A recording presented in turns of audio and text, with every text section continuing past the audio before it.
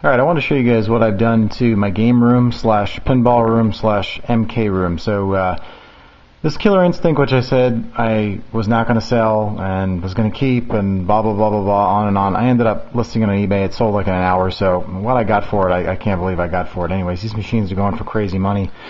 So this one I'm going to be wheeling out. That's why the door is off. The hinge here, I got to fit it through the doorway here.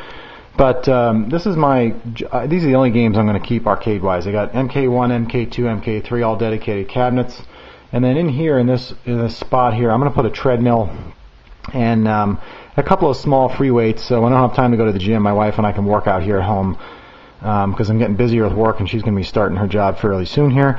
And this is a small room. I've shown this room before, so this is the extent of it. And I like to keep stuff in these closets over here, and the walkway is relatively small to get in and out of here. So it's one of those areas where I just want to utilize this for a couple of arcade games that I play.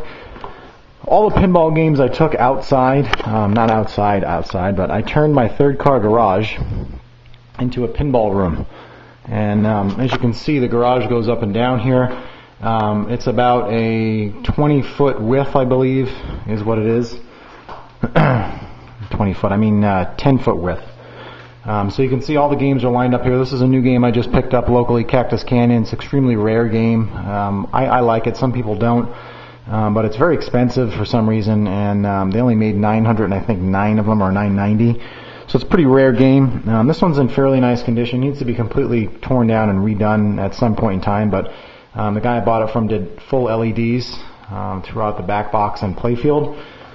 He added, or somebody did, decals at some point in time, and didn't do such a hot job with it. As you can see, you're getting the classic leg wrinkle right here on the decals. They tried to touch up around the button, the flipper button here. Overall, it plays nice. It's got a couple of small little issues in the playfield. Some cracking. You can kind of see it right under there. Under the clear coat, I don't know if somebody did a clear coat job on this at one point in time and just did a shitty job or just rushed it, but it kind of looks like somebody clear coated it kind of quickly. Those of you who have never seen this game before, it's kind of a western theme, cowboy type thing.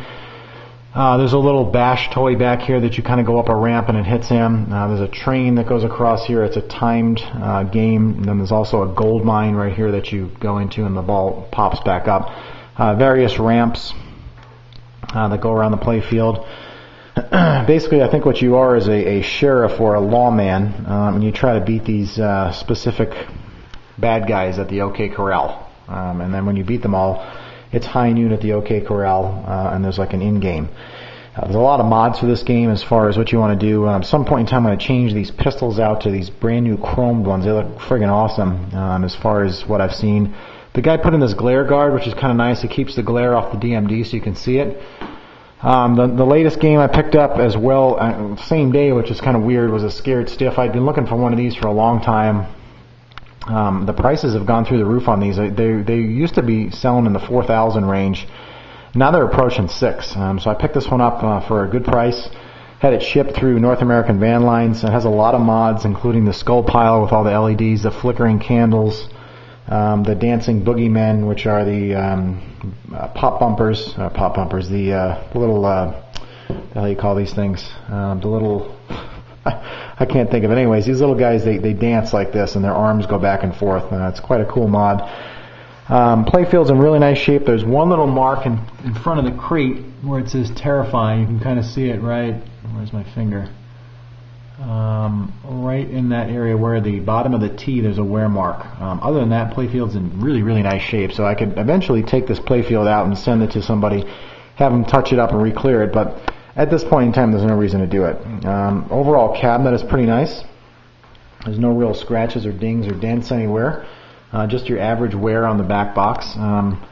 The back box translate has a spider that spins. It's kind of an in-game thing that once you get it in the spider hole right here where it says spin, this spins and activates different modes in the game.